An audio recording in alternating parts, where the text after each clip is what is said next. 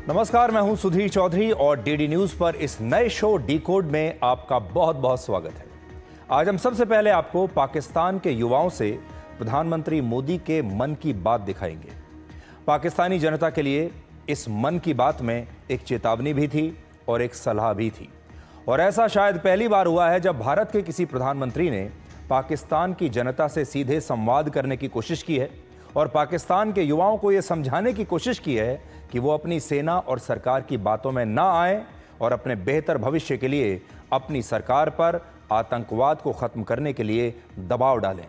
प्रधानमंत्री मोदी ने पाकिस्तान के युवाओं को यह भी समझाया है कि उनकी सरकार के गलत फैसलों की वजह से पाकिस्तान के आम लोगों की जान खतरे में है। ये एक बिल्कुल नए प्रकार का संवाद है। इसके बाद हम आपको भारत के 5th जनरेशन फाइटर जेट के सपने को आपके लिए डिकोड करेंगे। भारत ने आज दुनिया के इस लेटेस्ट फाइटर जेट को अपने ही देश में बनाने के प्रोजेक्ट को मंजूरी दे दी है। अगर भारत ने इस फाइटर जेट का निर्माण कर लिया तो हम अमेरिका, चीन और रशिया के बाद चौथे ऐसे देश होंगे जिसके पास अपना 5th जनरेशन फाइटर जेट होगा।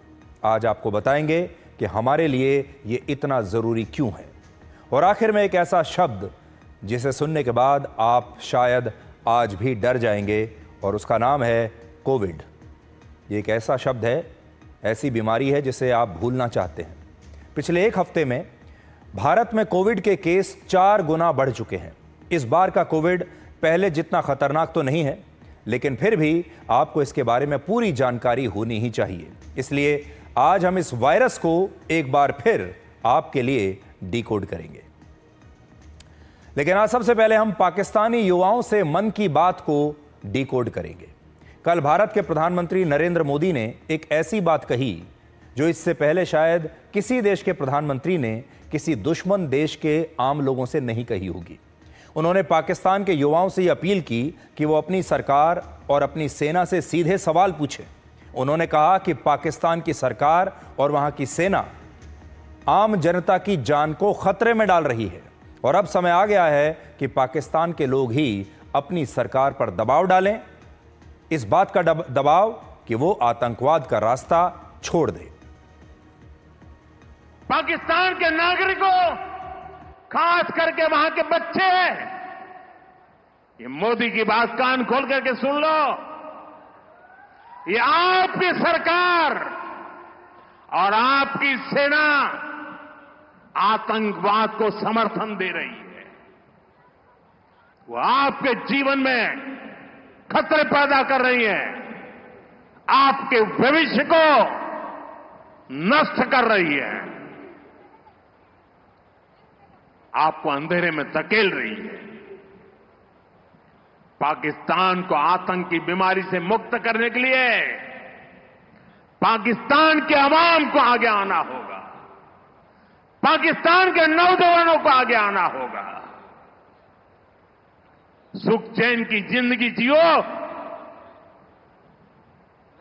रोटी खाओ, वरना मेरी गोली तो है ही। प्रधानमंत्री मोदी ने ये जो पाकिस्तान के युवाओं से संवाद किया है, इसमें एक चेतावनी भी है और इसमें उनके लिए एक सलाह भी है, और इसीलिए ये बहुत खास संवाद है। आज इस संवाद को डिकोड करना बहुत ज़रूरी है, और इसके पीछे क्या वजह हो सकती है और क्यों प्रधानमंत्री मोदी ने ऐसा किया कि वो अब सीधे भारत में बैठकर पाकिस्तान के युवाओं से बात कर रहे हैं। इसीलिए आज हम प्रधानमंत्री मोदी के इस नए प्रयोग को 5 पॉइंट्स में आपके लिए डिकोड करेंगे।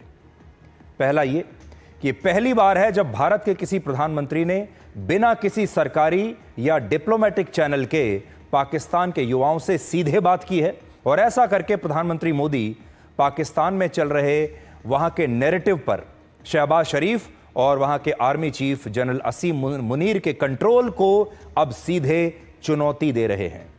अभी तक यही माना जाता था कि वहां के लोग, वहां के युवा वही सोचते हैं, उन्हीं बातों पर विश्वास करते हैं जिन पर उन्हें विश्वास दिलाया जाता है वहां की सरकार द्वारा, वहां की सेना द्वारा। ये एक बहुत बड़ी बात है। अब एक दूसरा पक्ष भारत के प्रधानमंत्री मोदी वहां के युवाओं के सामने रख रहे हैं। दूसरी बात यह है कि प्रधानमंत्री मोदी अब पाकिस्तान की आम जनता से संवाद करने का भी एक सीधा रास्ता खोल रहे हैं।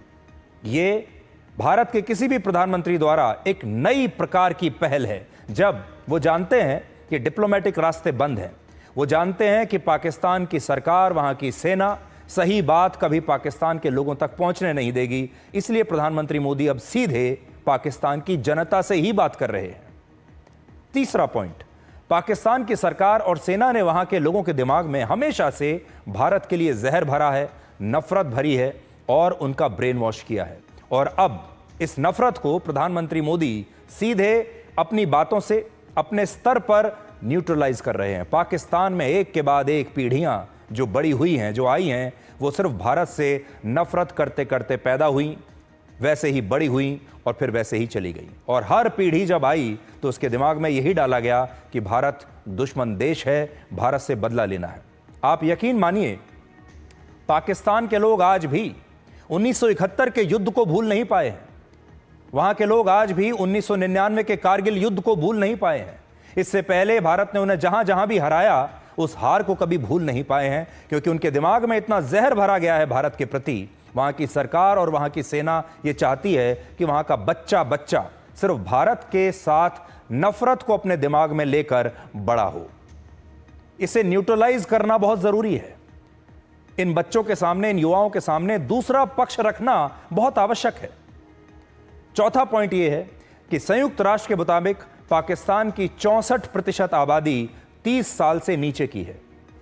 तो आप सोचिए, पाकिस्तान एक युवा देश है भारत की तरह ही, और पाकिस्तान में इस समय जो 15 करोड़ युवा हैं, अगर ये चाहें तो ये पूरे पाकिस्तान की सोच को बदल सकते हैं, वहां की सरकार के खिलाफ एक नई क्रांति ला सकते हैं और वहां की सरकार पर यह दबाव डाल सकते हैं कि सरकार अब वहां की जनता की जान को, उनके भविष्य को खतरे में ना डाले। और प्रधानमंत्री मोदी की रणनीति यह है कि भारत की आर्थिक और सामाजिक तरक्की को इन बच्चों को दिखाकर पाकिस्तान के युवाओं को यह समझाया जाए कि वहां की सेना और सरकारें अब तक इस देश को, वहां की जनता को, वहां के युवाओं को गलत रास्ते पर ले जाते रहे हैं। और अब समय आ गया है कि वहां की आम जनता और वहां के युवा खुद अपनी सोच में बदलाव लाएं और अपनी सेना और सरकार पर दबाव डालें कि वो आतंकवाद के रास्ते को छोड़कर पाकिस्तान के आवाम के लिए अमन, चैन और तरक्की का रास्ता चुने। और ये सब करने के लिए प्रधानमंत्री मोदी ने बिल्कुल नया और अभूतपूर्व रास्ता चुना है, जिसमें वो सीधे पाकिस्तान के लोगों से संवाद कर रहे हैं। और अब बड़ी चुनौती ये है कि पाकिस्तान में आज भी ऐसे करोड़ों लोग जरूर होंगे जो आज अपनी सरकार से नाराज होंगे, अपनी सेना से नाराज होंगे, जो आतंकवाद का समर्थन नहीं करते होंगे, अमन चैन से रहना चाहते हैं। उन्हें भी भारत के लोगों की तरह अच्छी सड़कें चाहिए, अच्छे एयरपोर्ट चाहिए, अच्छे रेलवे स्टेशन चाहिए, आधुनिक सुख सुविधाएं चाहिए, अच्छे स्कूल और अच्छे कॉलेज चाहिए। पाकिस्तान के करोड़ों युवा ऐसे होंगे जो बड़ी बड़ी मल्टीनेशनल कंपनीज में काम करने का सपना देखते होंगे, एक अच्छा जीवन जीना चाहते होंगे, लेकिन पाकिस्तान की सेना, वहां की तानाशाही, उसकी वजह से इन युवाओं की आवाज दब जाती है। और अब ऐसे ही लोगों को प्रधानमंत्री मोदी अपनी आवाज उठाने के लिए प्रेरित कर रहे हैं। और अब बड़ा सवाल यह भी है कि पाकिस्तान के करोड़ों लोग अगर अपनी आवाज उठाना भी चाहें तो आवाज उठाएंगे कैसे?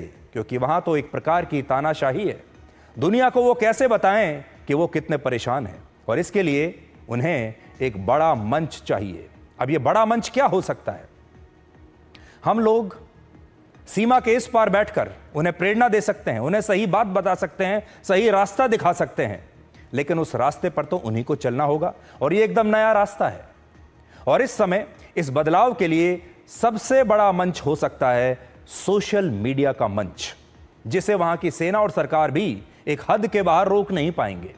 इसलिए आज हम पाकिस्तान के तमाम युवाओं से, जितने भी लोग पाकिस्तान में आज हमें देख रहे हैं या सोशल मीडिया के जरिए जितने भी लोगों तक हमारा ये वीडियो पहुंचेगा, आज उन पाकिस्तान के युवाओं से हम ये अपील करना चाहते हैं कि वो सोशल मीडिया पर अपनी आवाज़ उठाकर इस क्षेत्र में शांति स्थापित कर सकते हैं और अपने लिए एक बेहतर भविष्य चुन सकते हैं।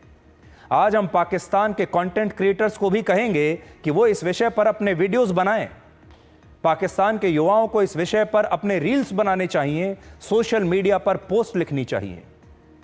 ऐसे बदलाव के लिए संगीत का सहारा लिया जा सकता है, शायरी का सहारा लिया जा सकता है, फिल्मों और रंगमंच का इस्तेमाल किया जा सकता है, लेकिन हम कह नहीं सकते कि वहां पर पाकिस्तान के युवाओं को इस सब का इस्तेमाल करने दिया जाएगा या नहीं।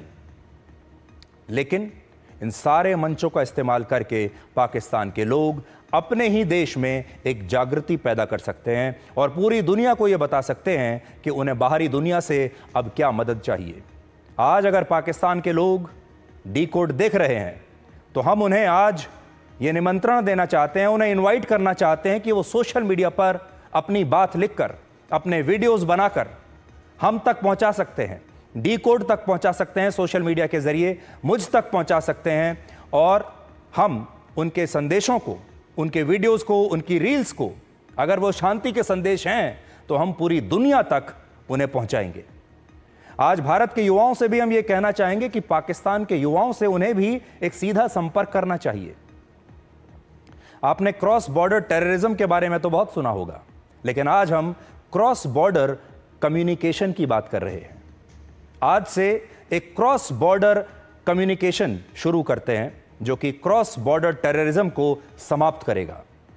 पाकिस्तान के युवाओं को भारत में मिलने वाली सुख सुविधाओं के बारे में हमारे देश के लोगों को बताना चाहिए, हमारे युवाओं को बताना चाहिए। उन्हें आतंकवाद के खिलाफ कदम उठाने के लिए हमारे अपने देश के युवाओं को भी उन्हें प्रेरित करना चाहिए और इस प्रकार से एक क्रॉस बॉर्डर कम्युनिकेशन दोनों देशों के युवाओं के बीच में स्थापित होगा।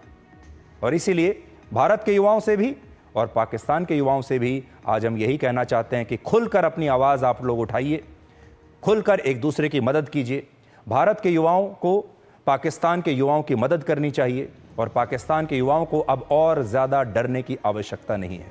समय आ गया है कि अब उन्हें खुद अपनी ज़िंदगी की जिम्मेदारी लेनी होगी, क्योंकि उनकी सरकार तो ये जिम्मेदारी लेगी नहीं, उनकी सेना उनकी जिम्मेदारी लेने के लिए काबिल ही नहीं है।